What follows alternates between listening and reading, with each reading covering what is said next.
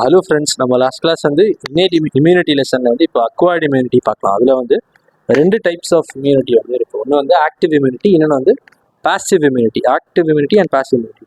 Active இம்யூனிட்டியில் வந்து ரெண்டு இம்யூனிட்டி இருக்குது. ஸோ ஒன்று வந்து நேச்சுரலாக கிடைக்கிற இம்யூனிட்டி, ரெண்டாவது வந்து ஆர்டிஃபிஷியலாக கிடைக்கிற இம்யூனிட்டி.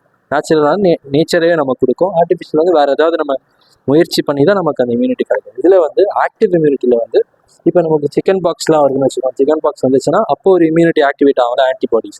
அதுதான் வந்து நேச்சுரல் இம்யூனிட்டி, ஆக்டிவ்க்கு கீழே. சரிங்களா? அதே வந்து ஆர்டிஃபிஷியல் இம்யூனிட்டினா வேக்சினேஷன்லாம் பண்ணுறாங்களோ, இப்போ நம்ம கொரோனா வேக்சின்லாம் போட்டு போல அந்த வேக்சின் வந்து வேக்சினேஷன் ஆர்டிஃபிஷியல் அது கீழே. அதில் வந்து டெட் அண்ட் வீக்கான மைக்ரோப்ஸ் ஏதாவது அந்த வைரஸ் எடுத்து அதை வந்து நம்ம பாடியில் இன்ஜெக்ட் பண்ணி ஆன்டிஜனை, அதுக்கேற்ற ஆன்டிஜன் இருக்குமா அந்த டெட் இதில், அதை வந்து நம்ம ஆன்டிபாடிஸ் நம்ம பாடியில் முன்னாடியே ப்ரொடியூஸ் பண்ணி வச்சுக்கிற மாதிரி பண்ணுவாங்க.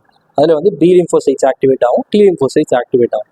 ஆக்டிவேட் ஆச்சுன்னா அந்த மைக்ரோப் ஆக்சுவலாக நமக்கு வரும்போது அதுக்கு முன்னாடியே நம்ம பாடியில் வந்து அந்த இம்யூனிட்டி வந்து ரெடியாக இருக்கும். சரிங்களா? அண்ட் தென் இதில் வந்து பாசிவ் இம்யூனிட்டியில் வந்து நேச்சுரல் அண்ட் தென் அதுலேயும் ஆர்டிஃபிஷியல், ரெண்டும் நேச்சுரல் அதே மாதிரி ஆக்டிவ்ல மாதிரி பாசிவ்ல.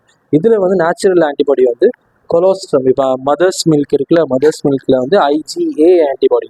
ஐஜிஏ ஆன்டிபாடி வந்து மதர்ஸ் மில்க் கொடுக்கும்போது அதில் டேரெக்டாக ஐஜிஏ ஆன்டிபாடி அதிகமாக இருக்கும். அதனால தான் 6 months வரைக்கும் மதர்ஸ் மில்க் ஃபீட் பண்ண சொல்கிறாங்க. அதில் வந்து இன்னொரு டைப் ஆஃப் இம்யூனிட்டியும் ஆன்டிபாடிஸும் கிராஸ் பண்ணும். அது எப்படின்னா பிளாசண்டா, மதர்ஸோட பிளாசண்டாவில் இருந்து ஐஜிஜி ஆன்டிபாடி கிராஸ் ஆகும். ஐஜிஜி வந்து ஸ்மாலஸ்ட் ஆன்டிபாடி இருக்கிறதுலே, அதனால மதர்ஸோட பிளாசண்டாவில் வந்து கிராஸ் ஆகும்.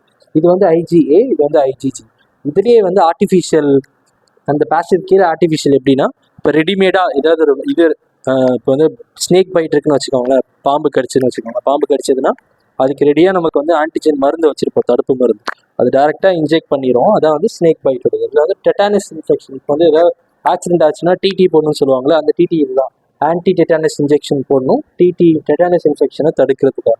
ஸ்னேக் பைட்டுக்கு வந்து ஆன்டி வெனம் இன்ஜெக்ஷன் போடுவாங்க. சரிங்களா? இதுதான்.